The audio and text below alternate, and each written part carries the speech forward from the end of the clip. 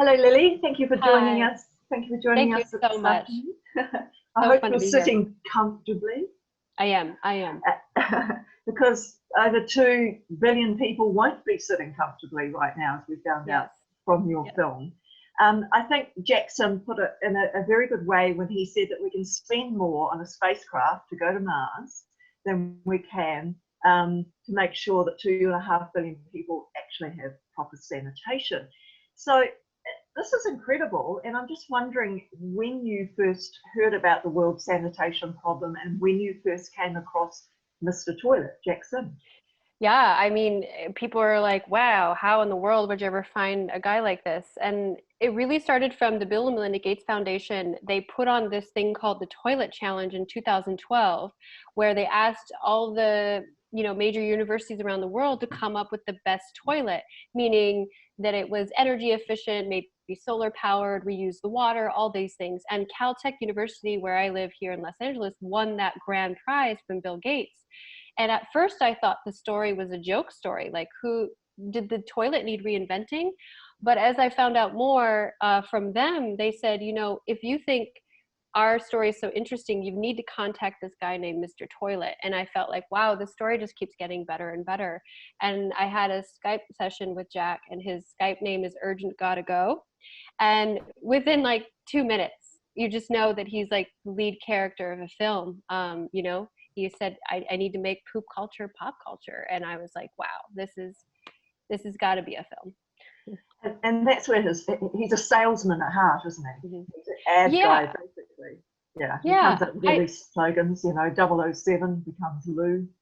Yeah, I feel like that's true. The core of who he was when he started business was entrepreneurial and very sales. But I also see him as like a childlike, he's somebody who's never lost his childlike self. I feel like we all have that inner 5-year-old or 10-year-old, and he just hasn't lost it, and he's not afraid to express it. So. But there's more to him than that. He's on the surface, the Joker, he reminds me a little bit of like a Shakespearean fool. He's the guy in Shakespeare plays that can tell it how it is to those in power and do it in such a way he's not going to get his head cut off. So there's a seriousness and an intelligence behind his approach, isn't there?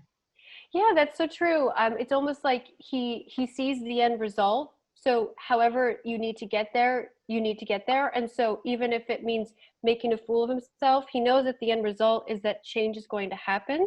So you're right, there is a lot of forethought in that it's not just all fun and games, even though on the surface it may look like that. It's all about like really moving things quicker. Yeah. Yeah. And you touch on the superhero aspect of Jack as well.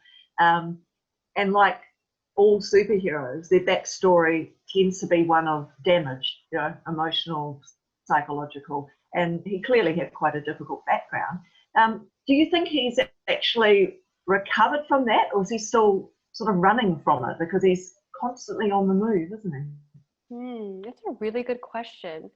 I mean, I feel like, all of us carry these child wounds with us and find different ways to channel them. So I felt like he finds a really healthy way to channel it. But yeah, you're right. There is like almost a lot of people describe him that work with him like a manicness to him. And so while that can be very useful for having the amount of energy for him to be traveling and doing all these things, and sometimes it could also make him very spacey and all over the place. And I think that's also part of the hero's journey, that the hero has lots of flaws as well. And the hero is just like you and me. And so that's what I also tried to show in the film as well. His wife alluded to him having a breakdown, essentially, before he left the business world, decided that was it, he'd done his dash, needed to do something else. Did you ever see that side of him? Did you ever see him down? Did he ever talk about being down? Or was that something he keeps well hidden? Yeah, that's a really good point. So I feel like that was his biggest breakdown, the one that his wife described, biggest breakdown. And I wasn't there for that because I didn't know him in 98, I think, when that happened. But I did see him down when in the film you see that his team decided to quit. And I wasn't there at the moment, but I was there shortly after. And at the moment, I was on the phone with him about, I think the day after it happened. And, and I could feel it in him. But he moves through things really quickly. And so it's always hard to tell, did he already just shake it off, or did he put it away for later? So I think that's hard to see, but I did see him very down after some of his team quit.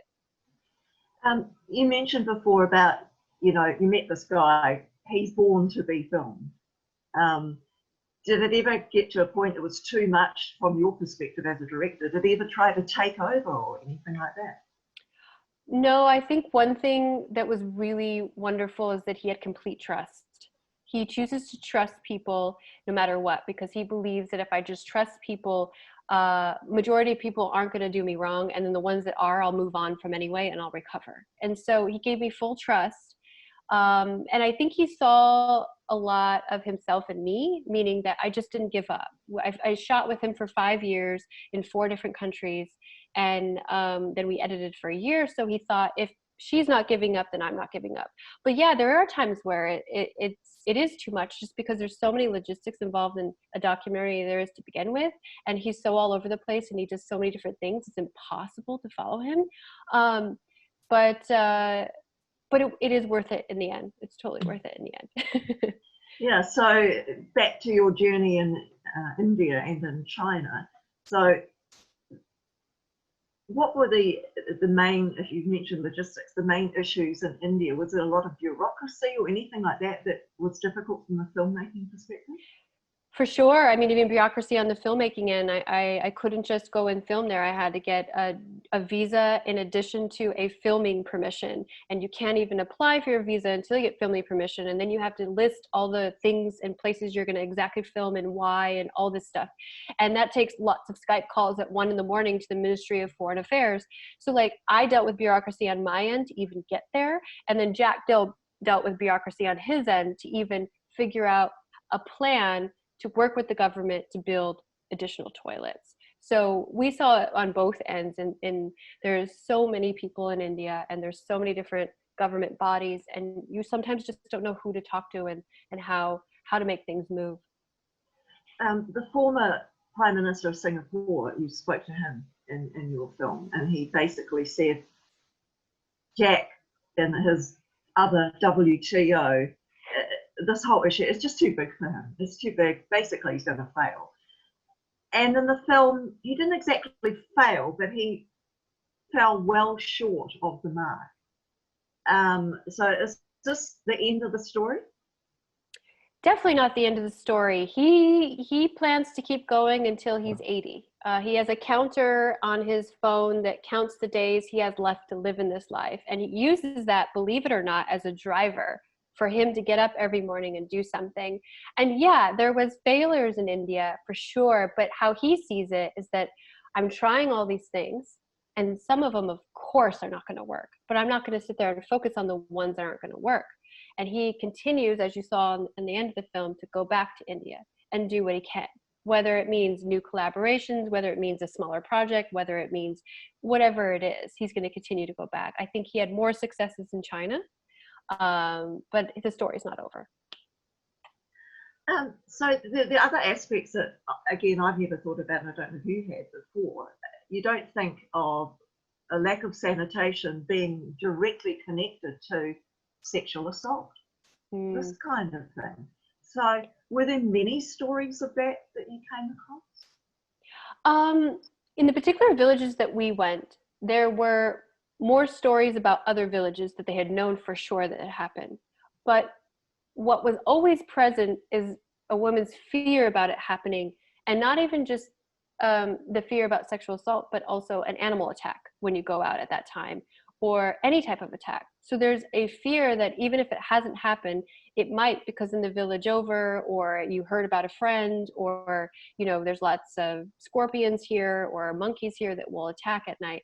So there is always the fear, and even just the lurking makes the lack of privacy aspect makes people feel uncomfortable. So the fear is always there in every single village that we went to. Yes.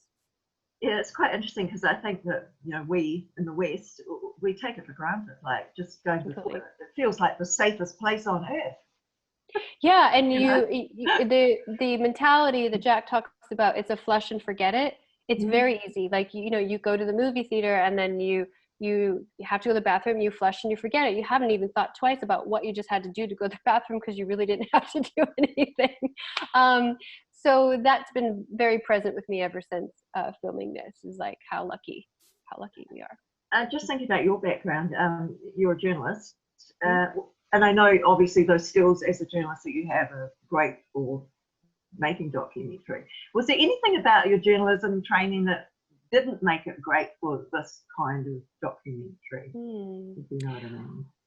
No matter what, until you do your first film, you have no idea what you're in for.